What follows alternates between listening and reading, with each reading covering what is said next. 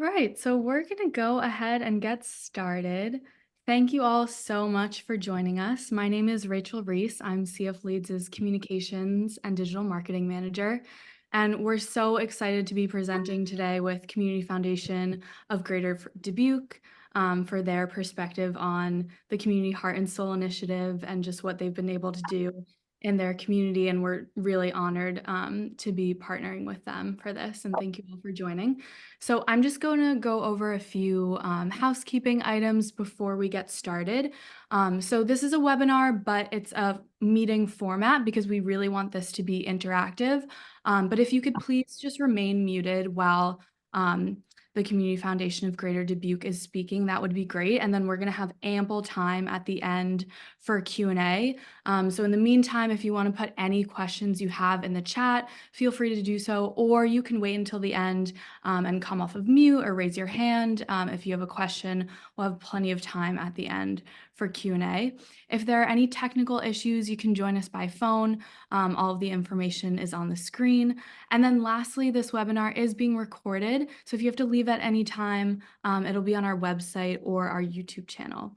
And now it's my pleasure to hand it over to Mary Thomas, the President and CEO of CF Leads. Good morning, good afternoon, wherever you might be. I want to greet each of you and thank you for being here today. We're so delighted to have you join us for this webinar series, or this webinar, I should say, with the Community Foundation of Greater Dubuque. And before I introduce the next speaker, I want to share with you just a little bit about CF Leads. I've been here now, and yes, I still count the days and the weeks, and I'm in the 11th month. And I've been having just a great time since day one, really living into our mission and our vision. I've been a part of CF Leads since it first got going. To see where it is today is truly amazing. But CF Leads is the country's national network of community foundations committed to community leadership. And I can tell you from my own personal experience that it was CF Leads that transformed the work at the oldest community foundation in South Carolina, where I led the Spartanburg County Foundation, and certainly CF Leads was the catalyst for all of that happened there. And we like to always share that CF Leads, through CF Leads, hundreds of community foundations across the U.S., they come together to strengthen their community leadership muscle, share field innovations, which we'll be doing today, and tackle some of the key critical issues of our time. Our mission is simply to help community foundations build strong communities by advancing effective practices, sharing knowledge, which you'll hear today, and galvanizing action on critical issues of our time. And some might say, well, how do you do that? So what we do, we support community foundations leading change by advocating, again, for a community leadership approach to improve community outcomes. And many of you, or some of you, may have gone through our learning networks where we have peer advising and peer coaching. And then we certainly have our issues networks. And if you haven't been involved in any of that, we certainly invite you to our website, www.cfleads.org, to learn more about the various programming that we have, and certainly would welcome your participation in any of those. We offer robust peer learning opportunities for community foundations in a peer environment. And yes, we tackle community issues such as economic mobility and gun violence. We have a group right now convening in Washington on gun violence through unique programming. And we create tools and resources relevant to the field. So it is an exciting time here at CF Leads as we advance our new work that was recently facilitated by the Bridgespan Group. And our goal is to accelerate and advance the practice of community leadership. And we want to see community foundations unleashing their power and potential. And we are here to serve, and we are here certainly to facilitate the type of conversations that you're going to hear today. And so I want to thank Nancy. I know she's going to be introduced, but I want to thank Nancy Van Milligan and her team for this opportunity to collaborate, which is really on the heels of our fall forum. Nancy did such a fine job down there with a session called Building Community Endowments Through Engagement. It was a highly interactive session, lots of questions there. which certainly led to where we are here today with this conversation. And so with that, I have the pleasure of introducing someone where I get to practice my French again, and that is Mary Jo Jean-Francois. Mary? I should say Marie. Hi, Mary. Thank you so much for introducing us and for partnering with us on this webinar today. We're so pleased to be able to do this with CF Leads, and we really look to you as a guide and a resource in a lot of the work that we do. So we appreciate it. Jason, do you want to pull up our PowerPoint? That would be great. We want to make sure we're sharing right. This is always the scariest part of a technical presentation.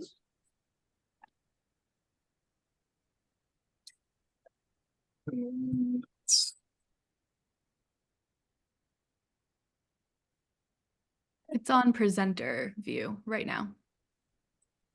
I don't know. Do you want to come over and help? Well, yeah, I don't know how It was did I share the wrong one? share. You want to share Share this one? screen too? Screen 2. Yep, there you go. Ah, And then I would just minimize that. okay, is that better? Rachel? Perfect. Okay, minimize what? Yeah. Okay, great. Can you see you can't see the participant box, can you, Rachel? Nope, you're good. Okay, great. Well, we are the Community Foundation of Greater Dubuque. We are nestled here in the tri-state region between Iowa, Illinois, and Wisconsin, right on the border. You can go to the next slide, Jason. I'm joined here today by my two colleagues. Not only is Nancy Van Milligan the president and CEO of the Community Foundation, but she's also our founder, and she started the Community Foundation of Greater Dubuque about 20 years ago, a little over 20 years ago now, and it has expanded and grown quite a bit, which you'll hear more about today. And I'm also here with Jason Nisus, who's our Community Development Officer, and Jason runs our Community Heart and Soul program. He does a lot of work in our rural community, bringing in and creating community leaders in the work that we do. And I'm Mary Jo Jean-Francois. I'm the Vice President of Impact here at the Community Foundation. I lead our Impact team in the great work that we're doing within the region. So our foundation, as we mentioned, is 21 years old now. Our mission is to strengthen communities and ignite generosity. It's something that we think about every day. How can we continue strengthening and building our communities, but also how do we pull in donors and philanthropic people in our community to get involved in our work? Our vision is a vibrant and inclusive Dubuque region where everyone can thrive. And our values are equity and opportunity, collaboration, stewardship, and knowledge.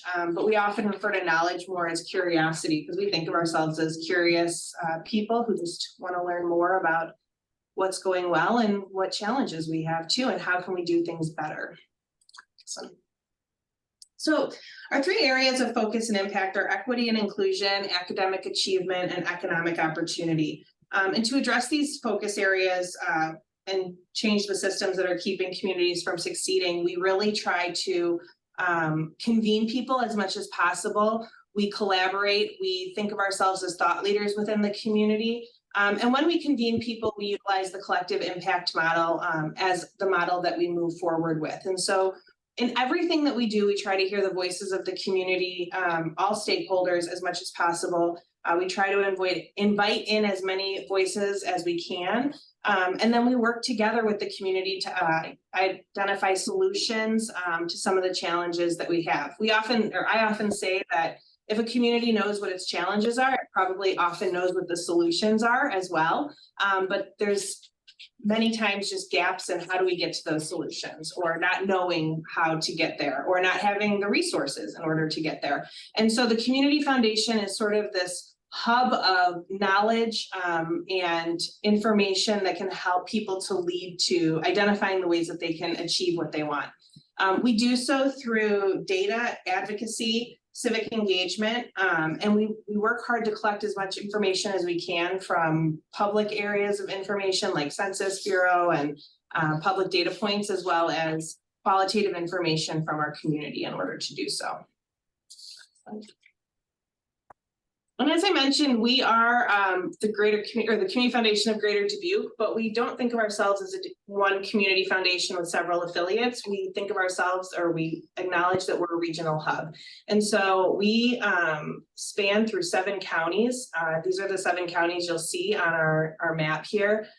We have 8 affiliates in those 7 counties, and they all are along the Mississippi River in Northeast Iowa. So it's up from Allamakee all the way down to the bottom county, which is actually Clinton County, where we have 2 affiliate organizations. I'll pass it over to Jason. So as we work within our region, we're very focused on the Community Foundation of Greater Dubuque being a rural development hub, based upon some of the research that was done by the Aspen Institute that talked about how micropolitan areas like Dubuque that have a lot of the knowledge, have a lot of the people living in the region need to really be a center for this work, and then be sure that we're connecting local leaders in our affiliate region with the resources and programs that they need to thrive. So we pilot lots of different programs and we work with partners in Dubuque, and then be sure to connect our affiliate foundations with those resources as local leaders identify the kinds of resources that they need, the needs in their communities. We can connect them with those resources. We convene our affiliate region regularly, usually several times a year. So that would be staff members that work in our affiliate region along with board members. They come together in a centralized location, usually in one of our rural towns, to learn together and develop networks and develop partnerships and further collaborate. So it's very important that even those folks who work out in rural communities see themselves as part of a greater regional connected together as part of a larger region so that they can collaborate. A lot of times the peer networks that we develop between our rural counties, not only with us, but the connections between those rural affiliates are very powerful, and they work together as peers. We want to make sure that those connections are meaningful. We know that not every county is the same and that the resources they all need are different.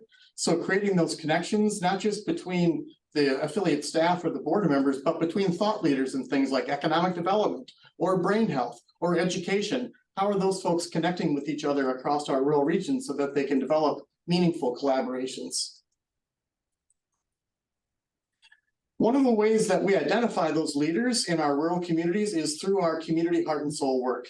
It's baked into that process that the residents themselves will lead that work.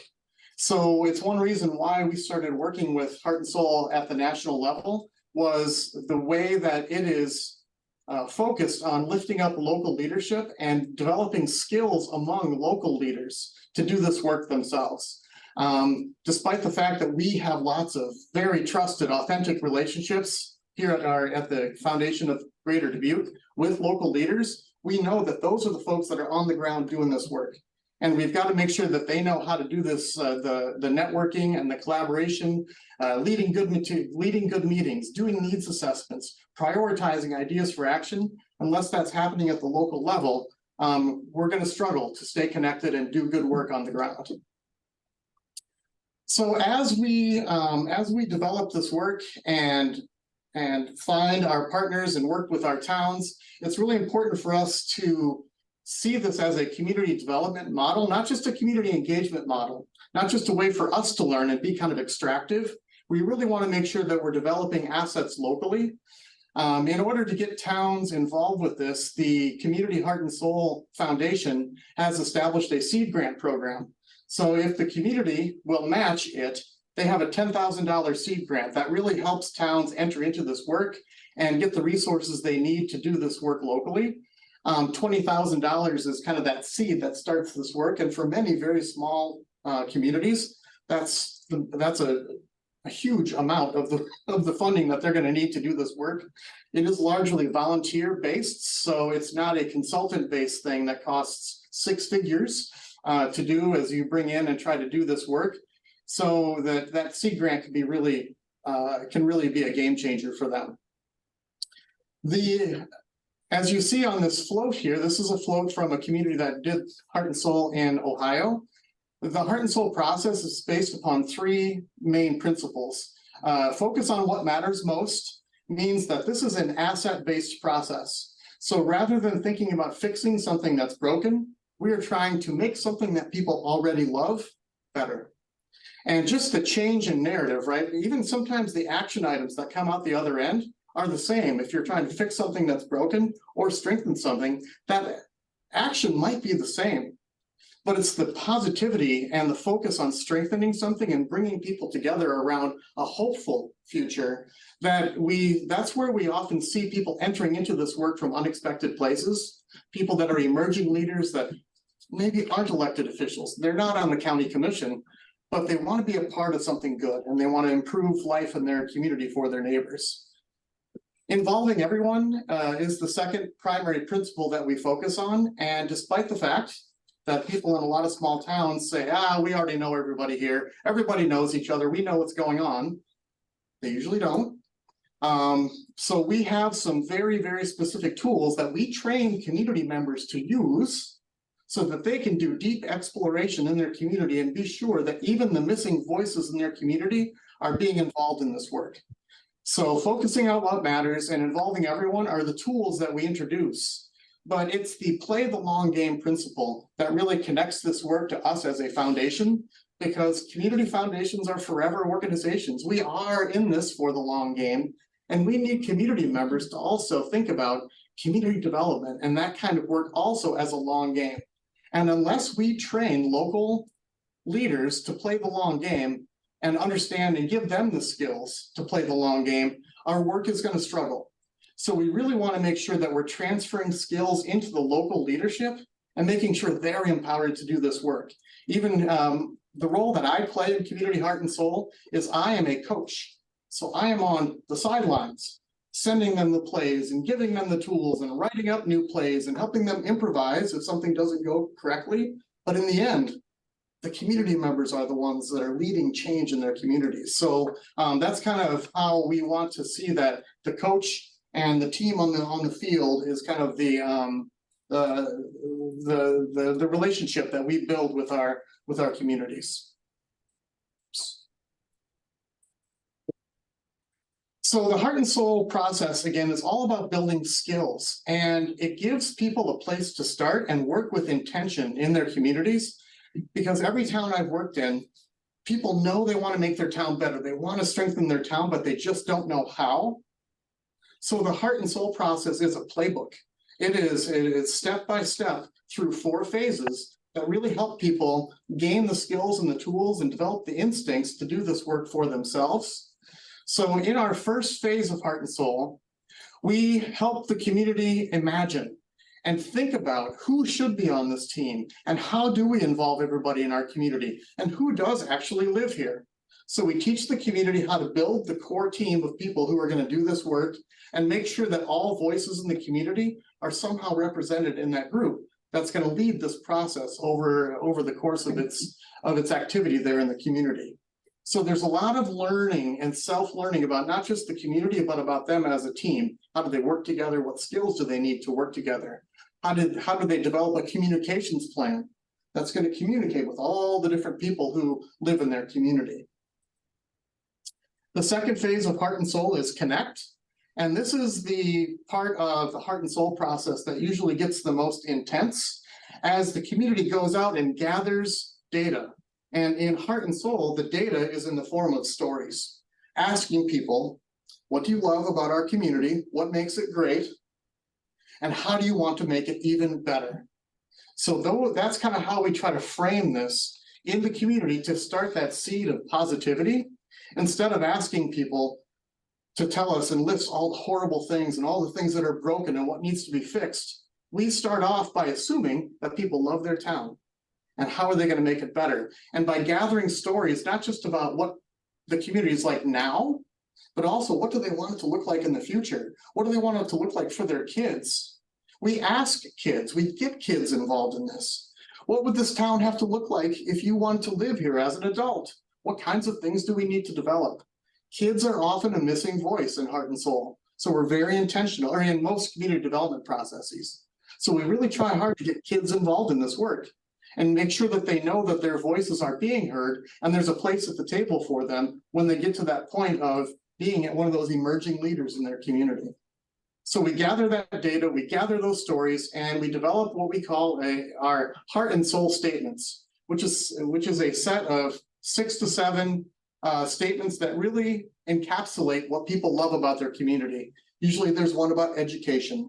There's one about the great people who live here and how much they volunteer and all the great things that they do to develop those authentic connections with each other. They talk about the beauty of the natural environment. They talk about the strength of their local businesses that create jobs and give it the sense of authentic, original, unique flavor. So they develop that for themselves, and every town always has a different, unique set of things that they love about themselves. And having that set of statements is a way for them to articulate very clearly what they care about, and those are the things that we're going to work to strengthen. So as we move through Heart and Soul, the next phase is to plan. So if these are the things that you love, what are we going to do? How do we prioritize ideas for action? Because as we are developing this set of Heart and Soul statements, we're asking people, what's going to make this place better? What do we need to do? So now they need to take those potential ideas for action and prioritize them on the ones that are going to make the biggest impact. What's going to be the most feasible thing that they can do? So that act of prioritizing is a skill that we really work to strengthen in our towns, because they're going to be the ones moving forward. When that person comes to city council with a big idea, how are they going to prioritize that? They need to look at their heart and soul statements and think about the impact it's going to have on the future of their town, and have the skills themselves. I'm not going to be at the city council meeting. So how are we embedding this in their decision-making structure for their community? So throughout the whole heart and soul process, decision makers in the community have been involved. The city manager, the city council, county supervisors, nonprofit leaders, faith leaders have all been involved in this process.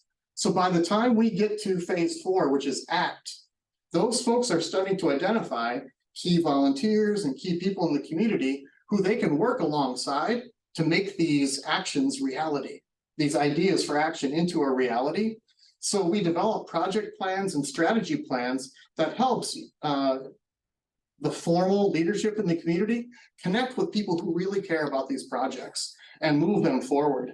So identifying those needs and identifying what people care about helps us find more emerging leaders. And it's also been a really key component in connecting this work to philanthropy, because philanthropy often comes in when we're trying to bring these dreams to reality. They need not just the human resources, but they need money, and they need other kinds of programs and connections to make this happen. So we've started to combine this with some of our philanthropy work, especially with endowment building.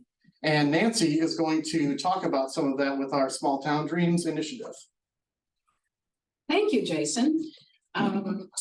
We had the very wonderful experience of having a donor come to our table, really wanting to make a difference in small towns. He was a gentleman who continues to remain anonymous in this gift, who grew up in one of our small towns in one of our counties, went to New York and made it big and wants to give back to his community. So we sat down at the table and I had him actually read through the Rural Development Hub work from Aspen, and I think that really influenced him. He shared that it did. And here's what he came up with. It's called Small Town Dreams. It's got a challenge grant. So we go to a community and we have $100,000. And these communities are anywhere from 296 population to about 30,000. So small towns. So they have $100,000 challenge grant. And the way he would like them to use that, he used $75,000 as a match and $25,000 to grant out as they reach certain benchmarks. It's actually $15,000 at the first benchmark and 10 at the end. And actually, as you will see, the 10 becomes 15 because they built up this endowment. So they take that $75,000 and they put together a leadership team of 9 people. Yeah, go ahead. You're on the first one. Sorry, we're not advancing our slides here. Just let me know when you need to switch. No, the back one. Sorry. $100,000 grant. So they take this $75,000 and they get this leadership team of 9 people, and their instructed and trained to go out and make at least 3 asks. And the group needs to raise $150,000. So it's a 2-to-1 match to the 75,000. And we found these teams, in the beginning, we thought, gosh, is this enough of a challenge grant to reach this big goal? And what we found is the people in these communities are not going to leave that $100,000 on the table. So we got 75, the leadership team has raised 150, so now they have $225,000. They go out to the community and run a campaign for the entire community, including the kids and the schools and the churches and everyone. And they raise another $225,000. They now have a $450,000 endowment. We have a town of Ryan, who would be a great example, 400 people. They did this in about 18 months. We have gotten through 10 communities. He gave us $1 million, $100,000 for each community. And we've gone through 10 in about 2, maybe 2.5 years and reached the goal.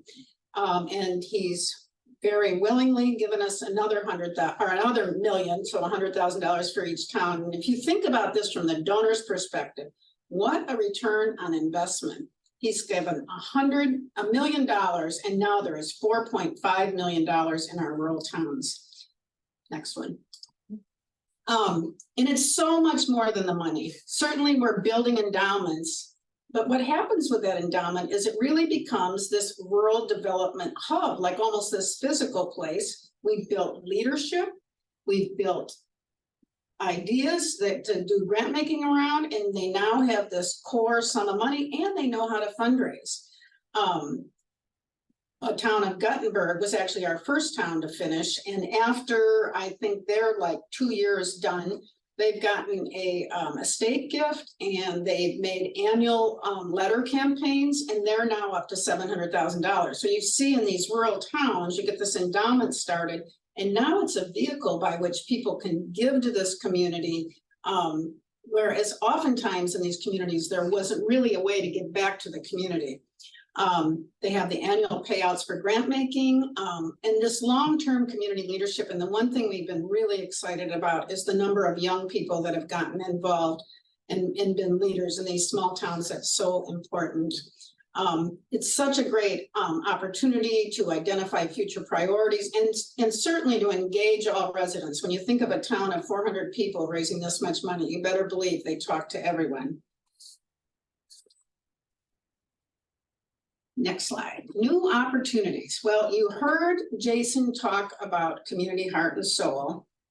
And now you've heard me talk about small town dreams. And I would say to you that, we're 20 years old. We've done this for about the last 3 years. I so wish we would have started our foundation in this way. We're using community members to build these endowments. It's been so powerful and so effective, and totally is the mission of our organization, and what a great tool to do it. But what we found is, and go ahead and flip the slide, is communities that had gone through the community heart and soul process, and then we took small town dreams to them, were so much better equipped to set up the leadership team, to understand the values of the community, to understand maybe what they would use grant money for if they had an endowment.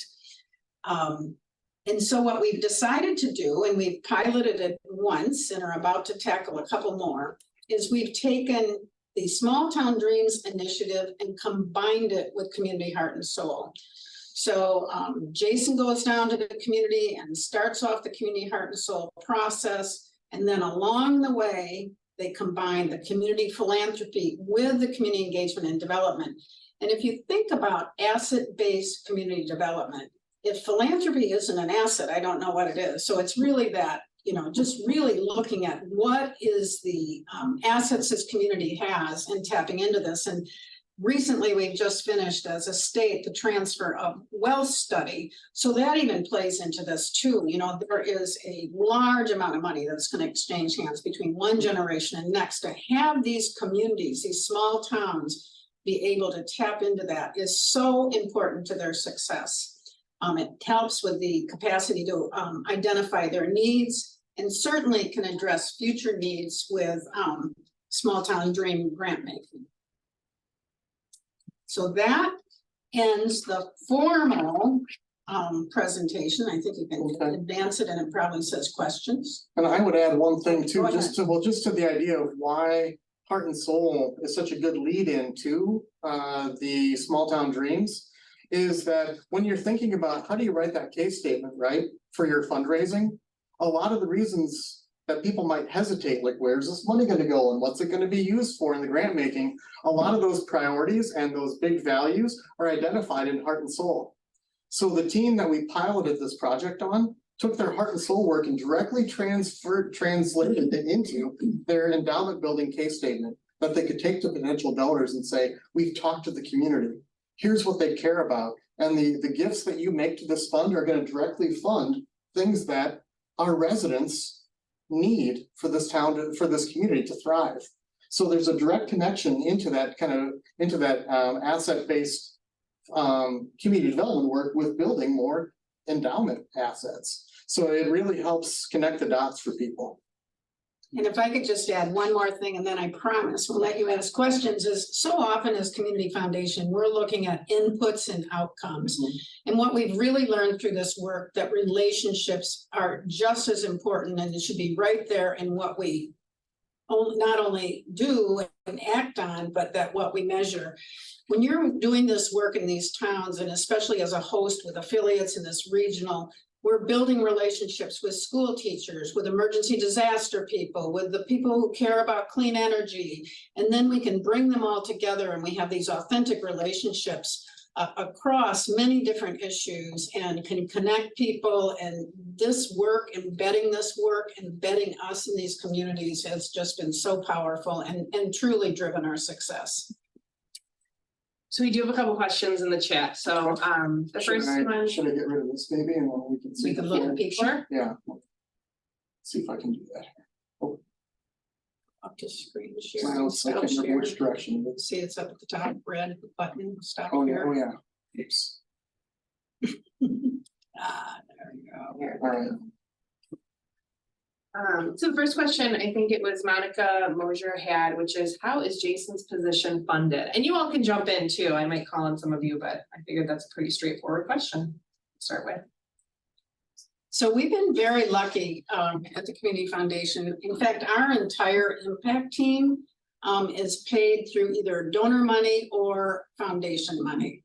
And we have had a consistent funder fund Jason's position very graciously, and we're very grateful for it. And we're really committed to working with the Community Heart and Soul organization, the national organization, to build a cohort of other foundations, of other communities throughout the Midwest, not just in our region, to build a strong community of practice of heart and soul in the Midwest.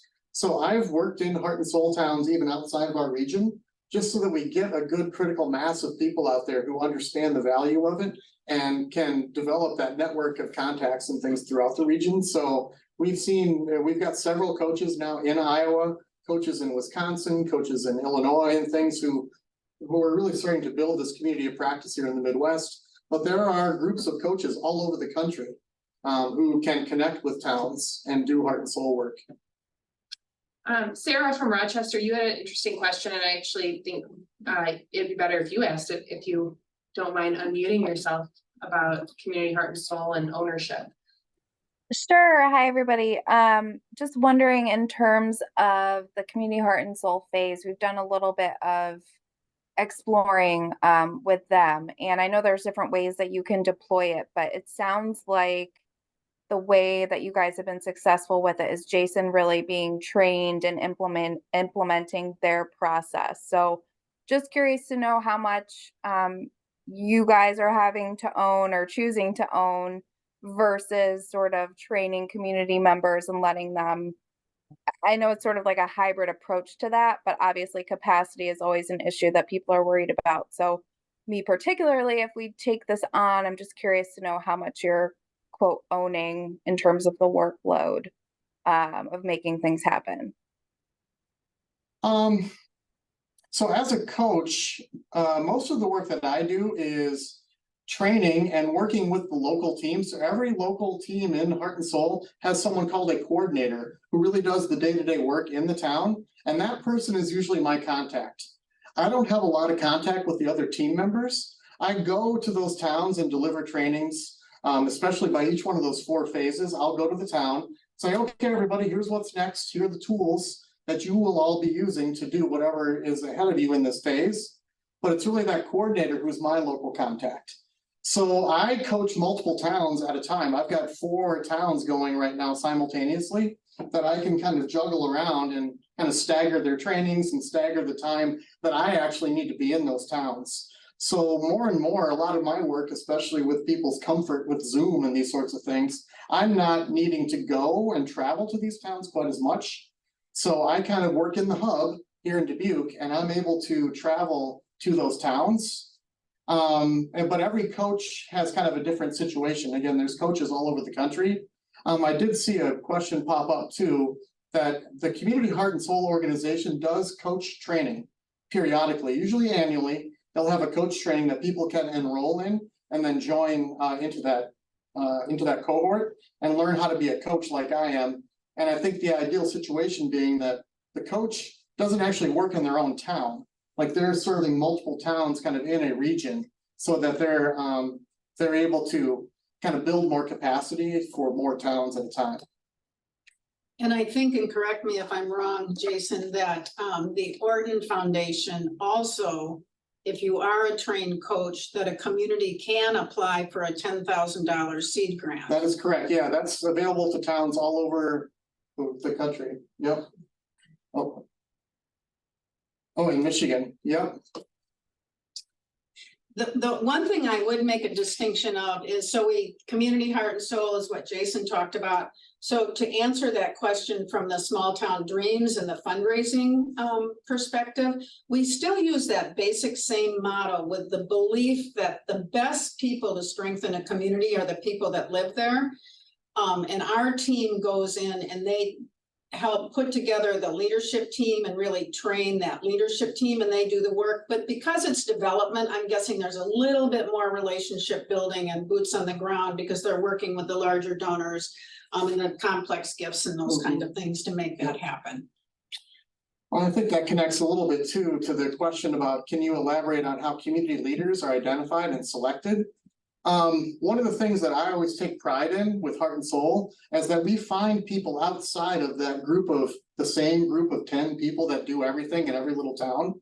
Because one of the first things that we do when a town is in that readiness phase, when they're trying to figure out if they're ready to take on something like Heart and Soul, is we map out all of the networks that exist in that community. How are people connected to each other? So they can really see which networks are out there. And is there a group of people that's just not at the table right now? And a lot of times it's when we seek out those groups that aren't now represented that we find those new people who are kind of on the periphery, they're on the sidelines, they are respected within their own little community, but haven't really taken that leap into community leadership.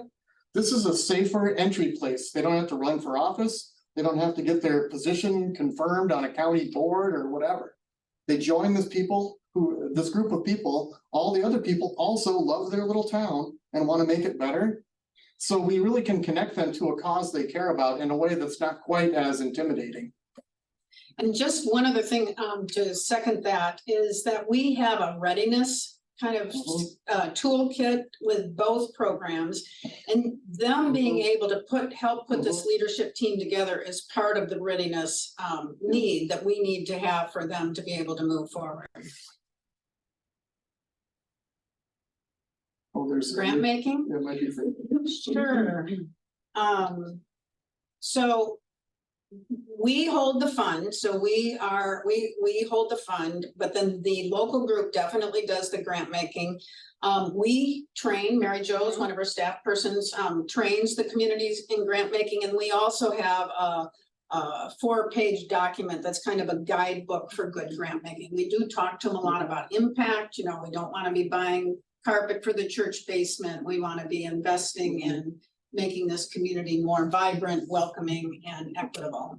And I think that one of the interesting things is when you talk to a community that hasn't done Community Heart and Soul, when they've just done the small town dreams, and you go in and talk with them about grant making, you see a lot of the you really do see a lot of carpeting of church basements, and not that that's a bad thing to make grants for.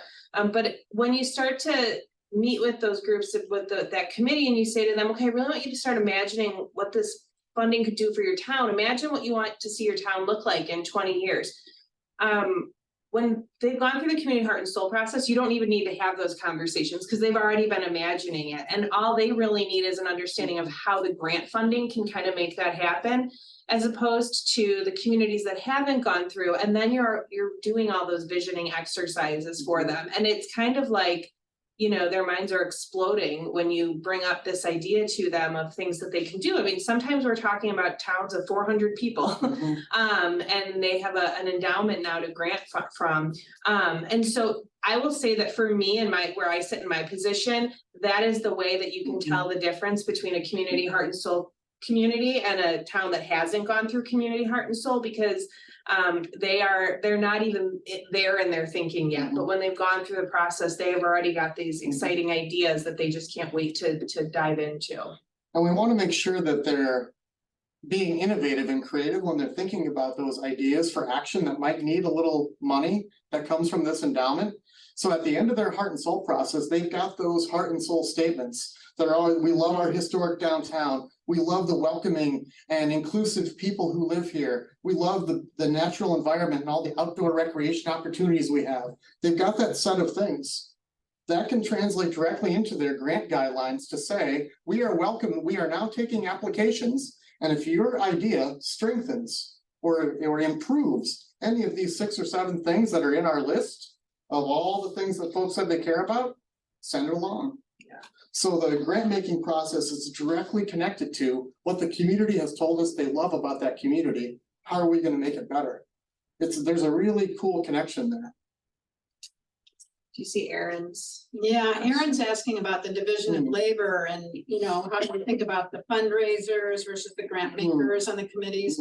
And the one thing to remember here is that we really want the community to determine how to move forward. We certainly talk to them about best practices and what we've found to be successful. But if you're a town of 400, you know, you don't have a ton of extra people around to do it. So it really is what works for that community. And we just really talk to them about what is best practice in grant making and support them in any way that we can. One thing I do is I know I bring this up a lot, but we talk about that group of 400 people and fundraisers and who are your fundraisers. And that specific example of 400 people, it was true in a little town that we have called Ryan, Iowa. And when they were getting close to meeting their goal, their fundraising goal, one of the farmers donated the remaining amount of 35,000, in grain, right? To make the gift. And can I read the email really quick? I just want to read it. It's very short. But when we thanked him for doing that, his response was roughly 50 people from the community came to finish our corn harvest last fall while I was in Rochester with Mary. His wife was in the Mayo Clinic. Other than a little diesel fuel and LP gas, no one wanted anything for their time and expense. At times during 3 days, there were 7 combines along with lots of grain carts, trucks, people bringing food, and people doing other tasks as well. I don't doubt that everyone there had other things of their own that needed to be done. Donating a few soybeans to the endowment was a way to give something back to the community. It's not so much a matter of generosity as it is trying to repay some debts to the community. That being said, money can't really buy what this community has to offer. It's just something I have a little of at the moment, and it's a small price to pay. It's a gift from the community that simply passed through my hands. So that really, I mean, I feel like that is such a beautiful way to sum up the ownership that people feel toward this project. Yeah, I think it also sums up what wonderful work this is. I mean, just to have the privilege of working in these small towns and to meet these wonderful people that care about their communities. And, you know, these communities are struggling, and this is really a glimmer of hope. And to think if they can get these endowments started and make them grow, it's just really powerful work. And I think every one of our staff is just so excited to be able to do it. Yeah, it's one thing I learned right away, working in small towns and is giving people the chance to do what they want to do. Like they want to improve their towns, they want to do this work, but sometimes they just don't know where to start. So having a place that we can get them started and really give them the skills and the tools they need to succeed has been a real eye opener for me. And I learned right away that, you know, living in these small towns, it's not plan B for folks in rural communities. They want to live there. It's not someplace they ended up, you know, because it was not their first choice. They love their towns. They want to make them better places, but they just need some guidance and some tools, because they end up doing the majority of this work themselves based upon their passion. And that's really when it's the most meaningful. And I think interestingly enough, when you say that, Jason, that's also true of a lot of the foreign-born population, the immigrants we Right. see coming into our rural communities or our smaller towns. They're people that are seeking out smaller towns. And these initiatives really not only help us to build a better future for the town and to welcome people with, but also you know, to have places for everyone at the table. And we have a lot of great examples of that as well in our communities. But, you know, we have to remind ourselves a lot too, I think, that when immigrants come from Mexico or Guatemala or the Marshall Islands, that they're coming and they're intentionally choosing these smaller communities, oftentimes farming communities, because that's what they know and love from home. Well, the connection to equity has just been asked there too by Aaron. I think one of the reasons why some of our heart and soul towns have started that process is they saw one of those key principles of heart and soul is involve everyone. Because we know that there are systemic factors that have prevented some people from fully participating, not just in civic life, but even this whole idea of philanthropy and things. And how do we do endowment building and all these things? There are giant segments of our community that have been left out. And by intentionally and very systematically involving everyone, we have a much better chance of addressing some of those issues. And we've had heart and soul towns that said, we know we have new residents here. We know we have people whose grandpa's grandpa didn't grow up here. We've got to get those folks involved. And we know that we're a welcoming community. We know that we're nice and inclusive, but sometimes we don't know how to do it. And Heart and Soul can give them some of those methodologies to do it from a position of positivity and not kind of solving some problem that now has grown up in our town. No, this is positive. We want to include those folks for the right reasons. And I would just add to that, in our very first community, they had a pretty significant Hispanic community.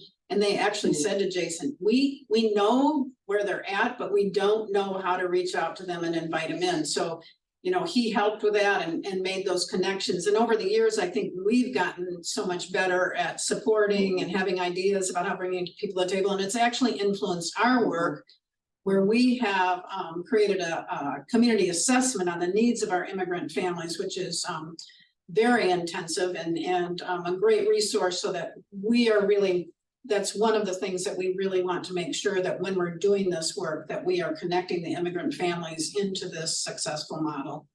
And I would just only add to that, that I think that we're also at the point too, where we're hopeful that by not only participating in these committees or in these processes, that we're starting to create opportunities for some of our more marginalized communities to be in positions of decision-making, of policy-making. I think we're hopeful that people feel empowered enough that they will run for their local school board or run for office, you know, their local office.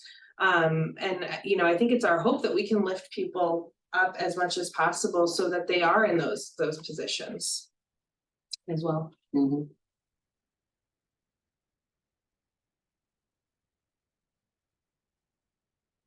Thanks, Erin. Thanks, Erin.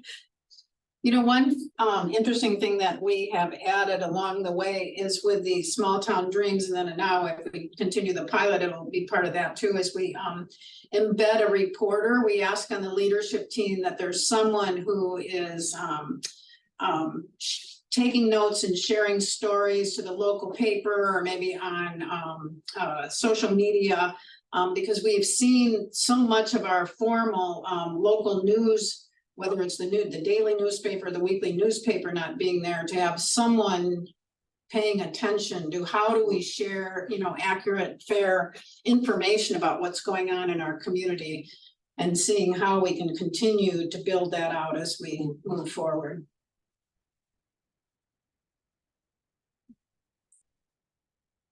Other questions?